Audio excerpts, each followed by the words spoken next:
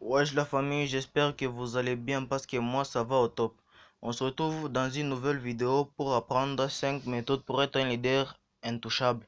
Voici donc les 7 attitudes d'un leader du 21e siècle, de l'ère numérique d'aujourd'hui, de l'école repensée d'influence, d'impact. Je voulais choisir, ce n'est pas la vérité absolue. À la lueur de mes apprentissages des dernières années, c'est ce qui me semble le plus important à mon avis. Ces attitudes vous aideront à exprimer votre plein potentiel en tant que leader pédagogique, à repenser l'école et à transformer l'expérience d'apprentissage de tous les apprenants, y compris les adultes. Mais avant de commencer, n'hésitez pas à liker la vidéo et de vous abonner à ma chaîne pour ne rater aucune de mes prochaines vidéos. Et c'est parti. Entretenir un dialogue intérieur positif. On dit souvent que les relations sont la clé en éducation. On oublie cependant que les relations les plus importantes pour notre épanouissement personnel et la relation que nous entretenons avec nous-mêmes. Alors, comment on se parle? Ce qu'on croit possible pour soi, c'est donner le droit à l'erreur. Selon mon expérience, je me rends compte que nos actions finissent toujours par donner raison à notre discours intérieur. Ce qu'on pense possible pour soi, pour nos collègues, pour nos élèves, devient souvent réalité. Après tout, nos actions reflètent notre discours intérieur. Après tout, pour exprimer son plein potentiel, il faut croire qu'on a de la valeur. Et il faut savoir que notre discours intérieur, ce n'est pas nous. Il est conçu pour minimiser les risques et de nous garder en sécurité. Le défi de notre plein potentiel ne se trouve pas à l'intérieur de notre zone de confort, parce que notre discours intérieur affecte notre performance. Personne ne performe de façon constante à un niveau plus élevé que son image de soi. Personne. Et en éducation, notre discours intérieur influence le discours intérieur de plusieurs personnes dont nous sommes responsables. Bruce Lee disait croire en soi, pour croire à nos collègues, pour croire à nos élèves, la santé mentale. 2. Se fixer des objectifs personnels clairs par écrit. Quand on y pense, pour toute personne, le vrai succès, c'est lorsqu'on fait des progrès constants au chapitre de notre capacité d'atteindre nos objectifs personnels. Les progrès, la clé, c'est qu'il faut avoir des objectifs pour les atteindre. Ça signifie qu'il faut vraiment savoir ce qu'on veut vraiment. Un bon exercice pour valider si nos objectifs sont vraiment nos objectifs, c'est de noter par écrit dans un cahier et de les réécrire à tous les jours à partir de ce qu'on ressent, et non à partir des objectifs de la veille. Après 4 à 7 jours, ces objectifs se précisent. Les objectifs SMART, spécifiques, mesurables, atteignables, réalistes, temporaires sont préférables. Mais je crois qu'il faut ajouter des autres critères. 1. Ils doivent nous stimuler, nous motiver. 2. Nous devons être en mesure d'agir de façon concrète au quotidien. Pour les atteindre, le processus d'écrire des objectifs personnels, de les formuler de sorte qu'ils nous motivent, de passer à l'action, de monitorer nos actions et nos ratés. De nous assister, c'est incroyable ce qu'on peut faire. C'est incroyable ce que ça fait quand on fait l'expérience de ces processus. Notre discours intérieur peaufine et on accroît considérablement les résultats quand on empiète dans notre vie. En plus, on s'outille pour appuyer les élèves à faire de même.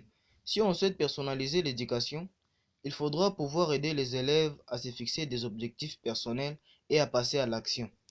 3. Entretenir des relations qui ajoutent de la valeur aux autres. Le leadership pédagogique, c'est une vie qui influence une autre. C'est tout. En éducation, on entre en relation avec les autres dans le but de contribuer à leur développement. Le bien-être dans nos écoles passe par la qualité des relations que nous entretenons avec les autres. Le leader pédagogique d'impact savent comment se brancher avec les autres. Écouter, observer, apprendre à connaître l'autre. Ce sont les fondements du leadership. On reçoit son leadership sur les relations. Pourquoi? Parce qu'on peut influencer quelqu'un qui ne vous aime pas. 4. Être intentionnel, discipliné et constant. Tout ce qui vaut la peine d'être fait, comme de grandir en tant que leader, ça se fait en montant. Il faut être intentionnel. Il faut suivre les plans, les objectifs, passer à l'action. Quand on y pense, ça ne sert à rien. Avoir avec la connaissance, la plupart des gens savent quoi en faire. C'est plutôt une question de connaissance de soi. Ce qui se passe dans l'intérieur de soi nous prive de nos rêves, beaucoup plus que de nos échecs. John Maxwell affirme que la discipline, c'est accueillir le processus, c'est passer à l'action chaque jour. Être constant, ce n'est pas une qualité très reluisante. Ce n'est pas une qualité qui gonfle à l'ego. Or, la constante donne des résultats. Prenons le golf par exemple. Pour gagner un tournoi, les joueurs jouent 4 rounds. Pourquoi? Tous les joueurs peuvent jouer un jour après 2 rounds. On élimine la moitié des joueurs les moins constants. Après 4 rounds, on élimine la moitié des joueurs les moins constants. Après 4 rounds, les meilleurs sont en tête, les plus constants. C'est la même chose dans la vie. Ce qu'on fait au quotidien détermine nos résultats. Ce n'est pas ce qu'on fait de temps en temps. La constance dans notre caractère, nos relations, notre performance, nos réactions, nos décisions. Tout le monde est un leader, mais il faut juste savoir se démarquer et gérer son avance. C'est un que réfléchir, c'est d'être proactif, c'est d'essayer d'anticiper où on va et choisir les meilleurs chemins pour s'y rendre. Ça demande du recueil, de la réflexion. On dit souvent qu'on apprend de nos expériences, mais je crois qu'on apprend surtout quand on réfléchit à nos expériences. Quand on réfléchit, on en tire des leçons. En éducation, ce n'est pas facile de prendre le temps de réfléchir à la pratique. Ça ne semble pas utile, on a des choses à faire. Mais je vous encourage à consacrer du temps à votre horaire. 30 minutes une fois par semaine pour réfléchir à vos expériences, à vos objectifs. C'est magique. Et on ne contrôle pas ce qui nous arrive, ni à quelle vitesse nos élèves se développent. Mais on peut avoir la même mise sur la façon dont on choisit de réagir. Notre attitude détermine comment s'est déroulée notre journée. Les élèves viennent à l'école pour qu'on les développe, pas pour nous fournir un auditoire auquel livrer notre contenu. Mais c'est ça l'école. On privilégie de les accompagner dans leur développement. Vu comme ça, c'est croire qu'on peut se développer à force d'efforts et de stratégies. Parallèlement, choisir d'avoir une mentalité d'abondance, c'est persister à croire qu'il y en aura toujours. Où il y a une abondance de ressources, des talents, des potentialités, des temps, de flexibilité, des possibilités, etc. Au fil du temps, je me rends compte qu'on ne choisit pas toujours consciemment notre mentalité d'abondance ou d'insuffisance.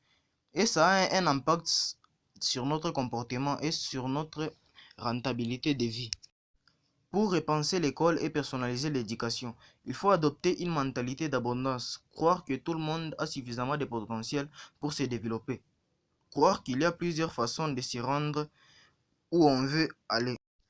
La mentalité d'abondance est le point de départ de l'innovation et de la créativité et enfin être un modèle, parce que les gens font ce qu'ils voient, non pas ce qu'ils disent. Rendre son apprentissage visible, c'est une façon d'établir sa crédibilité en étant volontairement vulnérable. Ça demande de la confiance en soi. Ça situe la confiance et le respect entre les apprenants. Je ne serais pas ce que je suis aujourd'hui sans mon réseau d'apprentissage professionnel. Rendre son apprentissage visible, c'est pour moi un incontournable dans le monde d'aujourd'hui. Imaginez si tous les leaders pédagogiques le faisaient. À quelle vitesse pourrions-nous progresser? Dans l'école repensée pour développer des personnes, nous devons amener nos élèves à rendre leurs pensées visibles. On ne peut pas agir sur ce qu'on ne voit pas.